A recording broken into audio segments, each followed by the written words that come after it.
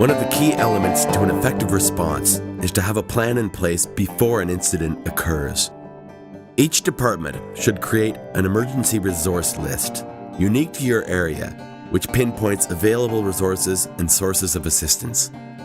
Once resources have been determined and have agreed that they are willing and able to assist in an emergency contact sheet should be created that is distributed to all emergency responders and your dispatch.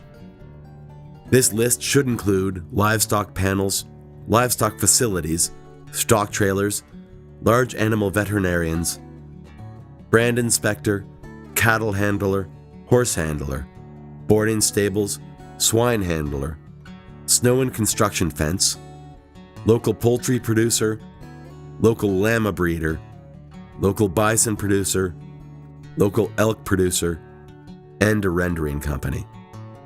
In addition to an emergency contact list, it is also a good idea to carry rescue kits on all rescue units that will be built specifically for use in emergencies with livestock.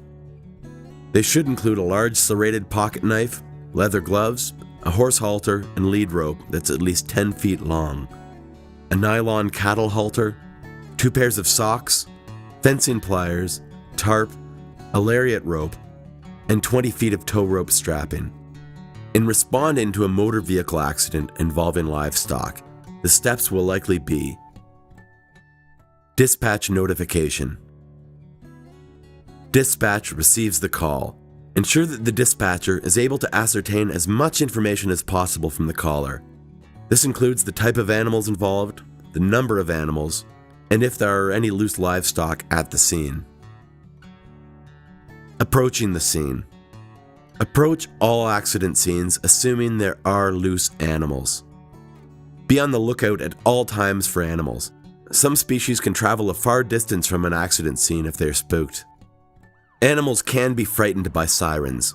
Approach an accident scene without sirens if at all possible to prevent spooking the animals at the scene. Evaluate the scene. Before exiting the vehicles and approaching any animals, take time to evaluate the scene. Look specifically for all loose animals, in particular ones that may be a threat to the safety of the first responders.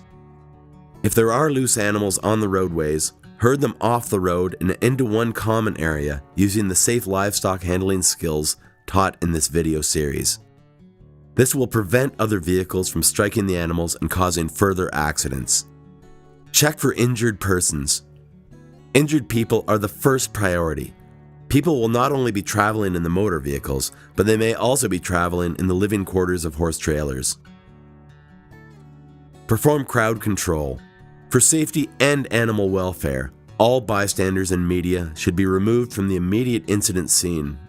Only first responders and resource personnel should be within the incident parameters.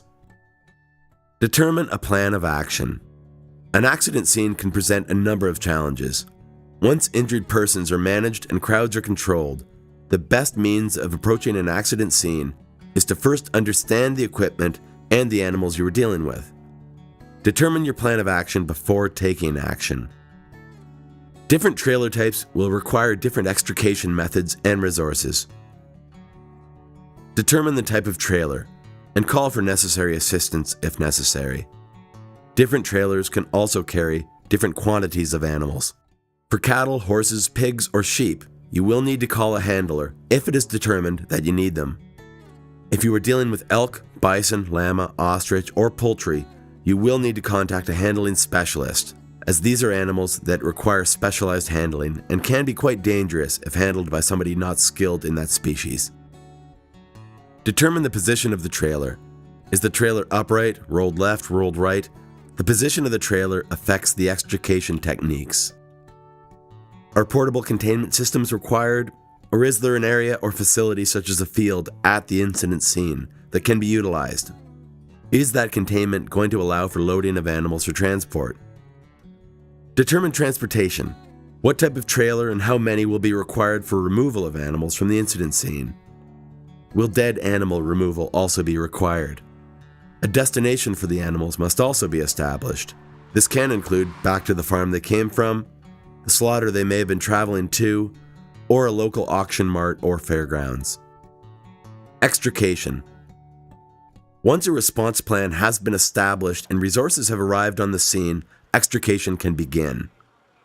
Before extrication can begin, a temporary containment facility must be located or created before animals are released from the trailer. Animals that get loose from a trailer or incident scene can be of great danger to the public and a great traffic hazard. Live animals must be removed from a trailer before it is righted or moved in any way. Operating a trailer full of animals is extremely risky due to the stability of the trailer's structure and positioning of the trailer. Trailers can tear apart if uprighted while loaded, and animals can be further injured or killed in the uprighting process. Do not tear trailers apart with tow trucks either. This can be very dangerous to the animals and to the first responders on scene. If the animals can't be removed through an existing door, the trailer must be examined to determine the best way to dismantle the trailer and remove the animal. The structural integrity of the trailer must not be jeopardized or the trailer may collapse on the animal and the rescue personnel.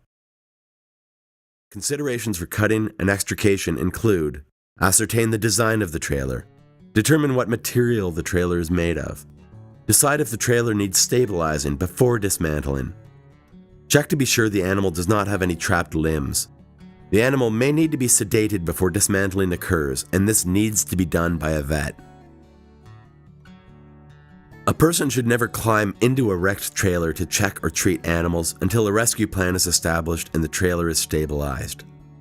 When entering a trailer, always approach the spine of the animal. Never approach via the belly, the back, or front legs. You will get hurt.